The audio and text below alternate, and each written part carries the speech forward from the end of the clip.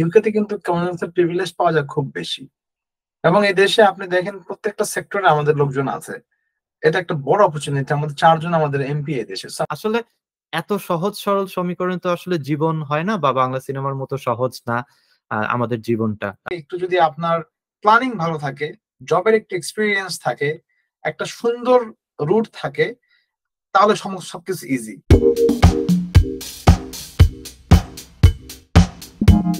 আসসালামু আলাইকুম দর্শক, আপনাদের সবাইকে স্বাগত জানিয়ে আমাদের আজকের ভিডিওটি শুরু করছি। আমাদের আজকের ভিডিওটিতে আমাদের সাথে আছেন Mohammad Sabbir Ahmed, legal solicitor, Ascentive legal solicitors এর তিনি একজন ডিরেক্টর এবং লয়ার। সাব্বির ভাই, আপনাকে অসংখ্য ধন্যবাদ আমাদের অনুষ্ঠানে আসার জন্য, এবং প্লিজ আপনি যদি আপনার ইন্ট্রোডাকশনটা একটু দর্শকদের উদ্দেশ্যে দিতেন। আসসালামু আলাইকুম। অনেক ধন্যবাদ আরাফিন কবির ভাই আপনাকে। আমি মোহাম্মদ সাব্বির আহমেদ। আমি একজন লয়ার এবং director of a solicitor firm called Ascentive legal solicitors based in London. বিদেশি পড়াশোনা করেছি আন্ডার গ্রাজুয়েট এবং এলপিসি। সো আমি আন্ডার গ্রাজুয়েট করেছি ল বিভাগের উপরে, অ্যান্ড এই দেশে প্র্যাকটিস করছি ল। আর আমার নিজের সলিসিটর ফার্ম আছে। সো এই হচ্ছে আমার পরিচয়। এবং সব ধরনের প্র্যাকটিস আমরা করি, ক্রিমিনাল ছাড়া মোরলেস সিভিল এবং সব ধরনের ইমিগ্রেশন প্র্যাকটিস, এমপ্লয়মেন্ট ম্যাটার, সব ধরনের মোটামুটি প্র্যাকটিস আমরা করে থাকি। ধন্যবাদ। ধন্যবাদ সাব্বির ভাই। আমরা আজকের এই ভিডিওটিতে মূলত আলোচনা করব ইউনাইটেড কিংডমের জীবনের বাস্তবতা সম্পর্কে। সাব্বির ভাই, আপনার কাছে আমার প্রথম যে বিষয়টি জানার থাকবে সেটি হচ্ছে যে ইউকে সম্ভাবনাটা কতটুকু? ইউকে আমরা কেন চুজ করি আসলে এটা আমরা সবাই জানি।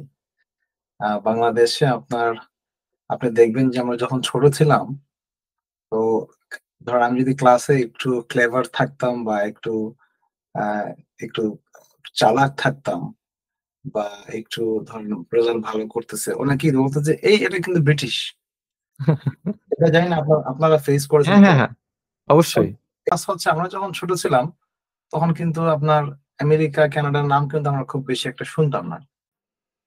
ইউকেতে প্রসপেক্ট হচ্ছে অনেক আছে, আমি অবভিয়াসলি বলবো কেন আমরা ফার্স্ট আসি সেটা একটু বলি। ফার্স্ট আসি হচ্ছে যে আহ, যেহেতু আমরা ইংলিশে কিন্তু আমরা সবাই কম্পিটেন্ট। আমরা সবাই ছোট থেকে কিন্তু আমরা ইংলিশের অ্যালফাবেট গুলো জানি, we know about the language very well. তো এটা হয় কি আমাদের জন্য সবচেয়ে প্রথম একটা ইজি ম্যাটার হয় যে ওকে আমি সেখানে যাচ্ছি। এবং টেলিভিশনে কিন্তু আমরা ইউকে কে খুব বেশি দেখি, পত্রিকায় কিন্তু খুব বেশি আমরা ইউকে ব্যাপারে দেখি। প্লাস হচ্ছে যে কমনওয়েলথ কান্ট্রির মেম্বার হিসেবে আমরা কিন্তু অনেক প্রিভিলেজ পাই এই দেশে, যেটা কিন্তু আপনি আমেরিকাতে গেলে পাবেন না। আপনি কিন্তু কানাডাতে গেলে, হয়তো কানাডাতে গেলে কমনওয়েলথ প্রিভিলেজ পাওয়া যায়, বাট ইউকেতে কিন্তু কমনওয়েলথ প্রিভিলেজ পাওয়া যায় খুব বেশি। এবং এই দেশে আপনি দেখেন প্রত্যেকটা সেক্টরে আমাদের লোকজন আছে। এটা একটা বড় অপরচুনিটি। আমাদের ৪ জন আমাদের এমপি এই দেশে। So আমরা যখন এই জিনিসগুলো দেখি বাংলাদেশ থেকে, তখন আমাদের মনে হয় যে okay, this country is good for us, আমরা তাহলে এখানে যেতে পারি।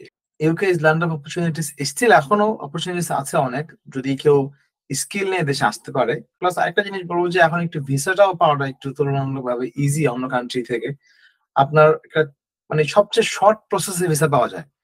মানুষ ধরেন টেনশনে থাকে যে আমি ৭ মাস ৮ মাস নষ্ট না করে আমি ইউকেতে যাই, আমার টাইমটা কিন্তু সেভ হচ্ছে।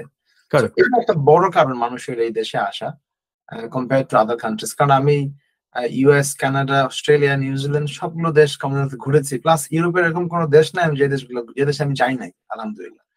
So at least I can compare. হয়তোবা আরেকটা জিনিস হতে পারে যে আমার জন্য এটা একটু পার্সিয়ালিটি হতে পারে, যে যেটা আমি এই দেশে থাকি এই জন্য হয়তো এই দেশের কথা একটু বেশি বলি। লাইক বাংলাদেশের কথা হয়তো বা সবসময় বলি যে বাংলাদেশ আমার, শত হাজার সমস্যা থাকলে কিন্তু বলি বাংলাদেশ আমার দেশ, এভরিথিং ভালো আছে। সো হয়তো বা ইউকে তে থাকি বলে হয়তো বা বলছি না, কিন্তু আমি when I been to other countries তখন মনে হয়েছে যে আসলে এই দেশের অপরচুনিটি আমাদের একটু বেশি। কারণ আমি কিন্তু একজন লয়ার হিসেবে না, আমি কিন্তু এই দেশের পুলিশের সাইডে কাজ করেছি, আমি প্রশাসনের সাইডে কাজ করেছি, এদেশের পার্লামেন্ট পর্যন্ত কাজ করেছি আমি এই দেশে। সো আই নো যে এদেশের একদম পুরা বটম লাইন থেকে একদম টপ রেঞ্জ পর্যন্ত কাজ করেছি আমি এই দেশের। So at least I have some knowledge এই দেশে কি কি অপরচুনিটিস গুলো পাওয়া যায়। সেই ক্ষেত্রে বলছি যে we have lot of opportunities in this country still. Thank you Sabir ভাই। আসলে যে পয়েন্টগুলো মেইনলি উঠে আসলো সেটা হচ্ছে কমিউনিটি। আসলে এখানে যুগ যুগ ধরে বাংলাদেশি কমিউনিটিটা এতটুকু স্ট্রং হয়েছে, এবং আমরা দেখছি যে আমাদের পূর্বসূরি বিভিন্ন ভাই ব্রাদার বা প্রফেশনালরা এই দেশে এসে এত এক্সেল করেছেন, এবং সেই এক্সেল করার ক্ষেত্রে কিন্তু দেখেন যখন যখন তারা করেন তখন কিন্তু আমার মধ্যে একটা সাহস জন্মায় যে হ্যাঁ, আসলে উনি করতে পেরেছেন, আমি কেন না? আমি কেন পারব না?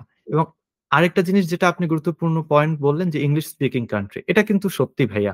কারণ হচ্ছে ইংলিশ স্পিকিং যে কান্ট্রি গুলো আছে সেই দেশগুলোর মধ্যে যদি আমরা ধরি যে USA, Canada, New Zealand, Australia, UK, এই দেশগুলো ব্যতীত অন্য দেশগুলোতে আমরা যদি যাই, উইথআউট কমিউনিকেশন স্কিল আমরা কিন্তু আসলে এক্সেল করতে পারি না। আর আরেকটা খুব গুরুত্বপূর্ণ পয়েন্ট বললেন ভাইয়া, সেটা হচ্ছে ভিসা অপরচুনিটি বা ভিসা প্রসেসিংটা। ভিসা প্রসেসিং সহজ কিনা এই বিষয়ে আপনি আমার থেকে অনেক ভালো জানবেন। তবে আমি একটা বিষয় বলতে পারি যে হচ্ছে ভিসা প্রসিডিওরের স্বচ্ছতা। ইউকের ভিসা প্রসিডিওর খুবই স্বচ্ছ এবং ইজি, এবং আপনি না পেলেও তারা আপনাকে খুব সহজে ওটা জানিয়ে দেবে এবং খুব সুন্দর কারণগুলোও জানিয়ে দেবে। পরবর্তী পয়েন্টে যাই যে হ্যাঁ, ধরেন আমরা আমাদের স্বপ্ন বাস্তবায়নের জন্য ইউকে তে আসলাম। এখন আসলে আসলেই কি আমাদের that is the end of the world? আসলেই কি ওই যে আমরা ছোটবেলায় বাংলা সিনেমা দেখতাম যে আমাদের বাংলা সিনেমার একটা ঘরানাই ছিল যে একজন আরেকজনের সাথে রোমান্টিক ভাবে অ্যাট্রাক্টেড হয়ে গেল। এরপরে তাকে পাবার জন্যই তার সংগ্রাম, যুদ্ধ, বাবা-মা মেনে নিচ্ছে না। একজন হয়তো ভিলেন চলে আসছে এবং তারপরে তাকে ফাইনালি বিয়ে করতে পারল। That was the end. আসলে এত সহজ সরল সমীকরণ তো আসলে জীবন হয় না, বা বাংলা সিনেমার মতো সহজ না আমাদের জীবনটা। আমাদের এখানে আসার পরে যে চ্যালেঞ্জেস গুলো আমরা ফেস করি বা আপনি আপনার চোখে দেখেছেন, আপনি হয়তো ফেস করেছেন কিংবা আপনি দেখছেন যে মানুষ যে চ্যালেঞ্জেস গুলো ফেস করছে, এই বাস্তবতাগুলো সম্পর্কে যদি আপনি বলতেন। Thank you. আপনি একটা ভালো জিনিস বলেছেন যে আসলেই সব হয়ে যাবে কিনা। আসলে দেখেন আমি আরেকটা জিনিস বলি। আমার আমার বাবার ঢাকা শহরে কয়েকটা আমাদের পুরান ঢাকাতে কয়েকটা বাড়ি আছে। তো ওদের অনেক ভাড়াটিয়ারা থাকে। ছোটবেলায় দেখতাম সেখানে কি ধরেন আপনার ওই যারা বরিশাল থেকে আসতো, বিভিন্ন জায়গা থেকে আসতো এসে আমাদের বাসায় নতুন আসে বা ধরুন জব পেয়ে আসে, ফ্যামিলি নিয়ে আসে, জব খুঁজতেছে। তো ওরা এসে আমাদের বাসায় থাকতো। আমাদের বাসায় অনেক ভাড়াটিয়ারা থাকতো ছোটবেলায়। তো এটা আমি এক্সাম্পলটা আমি কেন দিলাম? যে বরিশাল থেকে যদি কেউ ঢাকাতে আসে, সাপোজ বরিশাল থেকে কেউ ঢাকাতে আসে একটা চাকরি নিয়ে। Do you think his life is easy? তার লাইফ কিন্তু ইজি না। বরিশাল থেকে ঢাকাতে যে আসে, তার হোল এন্টায়ার ফ্যামিলি নিয়ে ছোট্ট একটা জব নিয়ে তার লাইফ কিন্তু ইজি না। সো আপনাকে কম্পেয়ার করতে হচ্ছে আপনার নিজের দেশেই কিন্তু একটা শহর থেকে আরেকটা শহরে এসে আপনার সেটেল হওয়াটা কিন্তু টাফ। এলাকা চিনা, জায়গা চিনা। অনেক মানুষ তো ঢাকাতে হাঁটতেই পারে না। এটা কেন আমি বলছি যে এটা কিন্তু খুবই প্রবলেমেটিক। আপনি একটা দেশ থেকে আরেক দেশে আপনি আসতেছেন। একটা ডিফারেন্ট কালচার, ডিফারেন্ট একটা এনভায়রনমেন্ট। সো সমস্যা তো ডেফিনিটলি হবেই। আসলেই সব হয়ে যাবে না। বাট আপনি যদি স্কিল কিছু নিয়ে আসেন, আপনি যদি কোনো কাজ নিয়ে আসেন, আপনি একটু যদি আপনার প্ল্যানিং ভালো থাকে, জবের একটু এক্সপেরিয়েন্স থাকে, একটা সুন্দর রুট থাকে, তাহলে সবকিছু ইজি। কালকে একজন আমাকে মেসেজ দিয়েছে যে ভাই আমাদের একটা গ্রুপ আছে, আপনি জানেন যে হ্যাঁ, ইউকে ৩-৪টা গ্রুপ আছে। সো একেকটা গ্রুপ, আমাদের গ্রুপটা মোটামুটি 55,000 মেম্বার এখন। এজন্য অনেকের সাথে কথা হয়। তো প্রায় দেখি যে অনেকেই আসার আগে কিন্তু মেসেজ দেন। ভাই একটা বাসা লাগবে, একটা বাসা ঠিক করে দেন প্লিজ। বা ভাই একটা বাসা কোথায় আছে? দেখবেন যে অনেকে মেসেজ বাসার অ্যাডভার্টাইজমেন্ট দেয়, তার আগে থেকে বাসা খুঁজে নেয়। কিন্তু প্ল্যান করে যদি আপনি আসেন আগে থেকে যে আমি অমুক তারিখে আসবো, একটু খোঁজ খবর নেই কোথায়। এখন তো সোশ্যাল মিডিয়ার যুগ। এখন আপনি খুঁজলেই সবকিছু পাওয়া যায়। So exactly. প্ল্যান করে যদি একটু আসে ১০-১২ জনকে নক দিয়ে আসে, ভাই একটা বাসা আমাকে ঠিক করে দেন। I think it's easy to find a house. So exactly ভাইয়া। আসলে আপনি যেটা বললেন, এখন ইন্টারনেটের যুগ। এই যে যোগাযোগ ব্যবস্থার এত উন্নতির ফলে পুরো পৃথিবীটাকে কিন্তু আমরা ছোট করে ফেলেছি। ছোট করে ফেলেছি ইন a সেন্স যে পুরো পৃথিবী এখন আমাদের ফিঙ্গার টিপে। আমরা মোবাইলে দেখেন, আপনি যে গ্রুপের কথা বলছেন, আপনি এই গ্রুপের ফাউন্ডার এবং অ্যাডমিন প্রতিষ্ঠাতা। তো এই গ্রুপে দেখেন ৫৫,০০০ সদস্যের এই গ্রুপে প্রতিনিয়তই লোকজন বিভিন্ন বাসার তারা সন্ধান দিচ্ছেন যে ১ বেডরুম ফাঁকা আছে, তারপরে বাসা ফাঁকা আছে, কাপল রুম আছে, এই আছে, ওই আছে। আসলে চ্যালেঞ্জেস কিন্তু ফেস করেন লোকজন। দেখা যাচ্ছে যে তারা যে ক্ষেত্রে ভুল করেন ওটিই আপনি বললেন যে ওই যোগাযোগটা করে আসেন না। প্রায়র যে একটা যোগাযোগ বা নেটওয়ার্কিং স্থাপনটা তারা করে আসেন না। একটা হুজুগে হয়তো চলে আসেন, কিংবা ধরেন ভিসা পাওয়ার পরে একটা অন্য জগতে হয়তো চলে যান। দেখা যাচ্ছে যে আত্মীয়স্বজনের সাথে দেখা সাক্ষাৎ, পার্টি, হৈ হুল্লা, এগুলো আনন্দ। হ্যাঁ, হ্যাঁ, হ্যাঁ, ভিসা পেয়েছি, লন্ডনের ভিসা। আসলে তো আমরা ইউকে বা ইংল্যান্ডকে ওই যে লন্ডনই বলি যে লন্ডনের ভিসা পেয়েছি। আচ্ছা। এরপর আমরা আরেকটা পয়েন্টের দিকে যাই যে ইউকের পড়াশোনা। আপনি যদি একটু সহজ ভাষায় দর্শকদের উদ্দেশ্যে বলতেন যে এখানকার পড়ালেখার সিস্টেমটা বাংলাদেশের পড়ালেখার সিস্টেমের সাথে পার্থক্য কতটুকু? কতটুকু কঠিন বা কতটুকু বাস্তবসম্মত বা কি রকম? আমাদের দেশের পড়াশোনা আমরা সবকিছু মুখস্থবিদ্যা করেছি। আমার মনে আছে আমার গরুর রচনা মুখস্থ করতে হয়েছে। আমাদের একটা অ্যাপ্লিকেশন ইংলিশ অ্যাপ্লিকেশন মুখস্থ করতে হয়েছে। Like I have to read everything, memorise everything. So আমাদের শিক্ষা ব্যবস্থার সাথে কম্পারিজন করে আসলে কোনো লাভ নেই ইউকের সাথে। ইউকের শিক্ষা ব্যবস্থা হচ্ছে কমপ্লিটলি প্র্যাকটিক্যাল। এডুকেশন সিস্টেমটা আপনাকে একদম মানে এরকম না যে আপনাকে বাইরে এসে প্রচুর পড়াশোনা করতে হবে। আপনি ইউনিভার্সিটিতে আপনি যদি মোটামুটি একটু ফোকাস করেন, লেকচার সেমিনার গুলো প্রপারলি ফলো করেন, আর আপনাকে একটা লেকচার দিচ্ছে, আমাদের দেশে কি আমাদের দেশে লেকচারটা হয়ে যায়, আমাদের দেশে সেমিনারটা কখনো হয় না। এখানে আপনি লেকচার যখন আপনি দিবেন, লেকচার আগে একটু পড়াশোনা করে আপনি সেমিনারে যাবেন, সেমিনারে আপনার পড়াশোনা হয়ে যাবে, আপনাকে আর পড়াশোনা করার কোনো প্রয়োজন হবে না extra. Because they just basically reshape everything. আপনি লেকচারটা পুরো শুনে আসলেন, তারপরে আপনি এসে সেমিনারে আপনি পুরোটা কমপ্লিট করে ফেলেন, মাথায় আপনি ঢুকাই ফেললেন। তো এই জিনিসগুলো কিন্তু আমাদের দেশে এখন শুনতেছি, তারা প্ল্যান করতেছি, এটা আস্তে আস্তে করার চেষ্টা করছে। সো এটা হলে অবশ্যই ভালো হবে। তখন পলিটিক্স নাই, আপনাকে কোনো পেরেশানি কারোর সাথে করতে হবে না। Like no one's gonna hurt you, আর আপনাকে কোনো জায়গায় যে ঝামেলা করতে হবে না। এটা একটা বড় অ্যাডভান্টেজ, যেটা আমরা দেশে থাকলে অথবা ডেফিনেটলি পলিটিক্স করতাম ইউনিভার্সিটি পড়লে। আমি দেখি বাংলাদেশে অনার্স শেষ করে যারা পাবলিক ইউনিভার্সিটি গুলোতে প্রায় 7-8 বছর লেগে যায় পড়াশোনা শেষ করতে করতে, specially if you are into politics, তাহলে তো আরো সমস্যা হয়ে যায়। আচ্ছা, আমরা পরবর্তী যে বিষয়টাতে যাই যে আসার পরে পার্ট টাইম জব বলেন বা ফুল টাইম জব পেতে হলে তাদেরকে মানে কি করতে হবে বা কোন বিষয়ে লক্ষ্য রাখা উচিত বলে আপনি মনে করেন?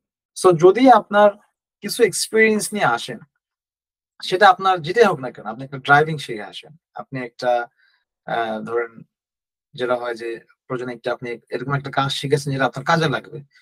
এখানে আপনি দেখেন হোটেলগুলোতে আপনি আসলে অফিসিয়াল জব হয়তো প্রথম দিন পাবেন না। আর হোটেলগুলোতে সো মেনি জবস আপনার হোটেলগুলোতে আপনি গেলে পাবেন। যদি আপনি একটা এক্সপেরিয়েন্স থাকে, আপনি কিন্তু টপ হোটেলগুলোতে আপনি কাজ পেতে পারেন। আপনি যান, দেখেন যে রাইট। হোটেলে ৩ টা ইন্টারভিউতে আপনার একটা হোটেলে জব হবে। অফিসিয়াল যদি কাজ আপনি করতে চান, আপনাকে ডেফিনিটলি আপনি অফিসিয়াল কোনো কাজের এক্সপেরিয়েন্স নিয়ে আসেন। যদি আপনি চান কম্পিউটারে কাজ করতে চান, আপনি কাজ শিখে আসেন। কারণ আমাদের অনেকে মাস্টার্স শেষ করা ছেলেপেলেরা টাইপ করতে বলে টাইপ করতে পারে না এখানে। তো উনি এসে আবার অফিসিয়াল জব খোঁজেন। এখন এই জিনিসগুলো যদি আপনি ভালো মতো শিখে আসেন, আপনি যে স্কিলটা নিয়ে আসবেন সাথে করে, সেই স্কিল আপনি জব পেয়ে যাবেন। সো আসার আগে আমি বলবো যে ডেভেলপমেন্ট যদি আপনি করতে চান, আসার আগে স্কিল নিয়ে আসেন। এটাই হচ্ছে আমার মানে আমার মেসেজ দেওয়ার জন্য আপনার যারা ভিউয়ার্স যারা আছেন তাদেরকে। চমৎকার ভাইয়া। আসলে একেবারে খাঁটি কথা বলেছেন। কারণ হচ্ছে কি দেখেন আমরা যখন একটা বিষয় গোল সেট করি, ধরেন ছোটবেলায় আমরা রচনা পড়তাম। এইম ইন লাইফ যে আমি কি হতে চাই। তো আমিও বারবার বলছি যে ধরেন আমার দেশ ভালো লাগে না, দেশে ভালো লাগছে না, দেশে এত ঝামেলা, বিদেশে যাব। আচ্ছা আমি তো বিদেশে যাবো বা আমরা তো বিদেশে আসবো। তো বিদেশে এসে আমরা করবোটা কি? আমার ব্যাকগ্রাউন্ডটা কি? সেটা দিয়ে আমি একটা কোম্পানির জন্য কাজ করব বা একটা অর্গানাইজেশনের জন্য কাজ করব। তো সেই অর্গানাইজেশনকে আমি কি অফার করছি আমার পক্ষ থেকে যে আমি কি দিতে পারি তাদেরকে? তার কোম্পানিকে কতটুকু লাভযোগ্য একটা অবস্থানে আমি নিয়ে যেতে পারি। এখানকার 6, 7, 8 এর বাচ্চাও জানে কিভাবে একটা সিভি করতে হয়, একটা পার্সোনাল স্টেটমেন্ট লিখতে হয় জবের জন্য। আমাদের দেশে কিন্তু আমাদের দেশে পড়াশোনা শেখানো হয়, কিন্তু শেখানো কখনো হয় না যে ক্যারিয়ার কিভাবে ডেভেলপ। আপনি কোন একটা ইউনিভার্সিটি বাংলাদেশে পাবেন না যেখানে ক্যারিয়ার ডেভেলপমেন্টের জন্য একটা টিম আছে। There is no university in Bangladesh. I don't think this any university talk about the career development. আমি জানি না পাবলিক প্রাইভেট ইউনিভার্সিটিতে কি অবস্থা, বা পাবলিক ইউনিভার্সিটি কোথাও কোনো ক্যারিয়ার ডেভেলপমেন্ট কোনো টিম নাই যে ক্যারিয়ার কোচ করাবে বা ক্যারিয়ার কোনো নাই। আমরা আসলে আমাদের সেলফ ইমপ্রুভমেন্ট এ আমরা আসলে বিশ্বাসী না। আমি ঘন্টার পর ঘন্টা মোবাইলে বসে রিলস দেখছি। কিন্তু ওই ঘন্টার পর ঘন্টা কিন্তু এখন অনেক রিলস আছে বা অনেক তথ্যমূলক ভিডিও আছে যেখানে কিন্তু কিভাবে প্রফেশনাল সিভি বা একটা নরমাল সিভি তৈরি হয় সেটার ব্যাপারে কথা বলছে। তো সেটা আমরা দেখতে পারি যে এখন জবগুলো যে সিস্টেম হয়ে গেছে যে আমি অনলাইনে একটা জবের অ্যাপ্লিকেশন করলাম।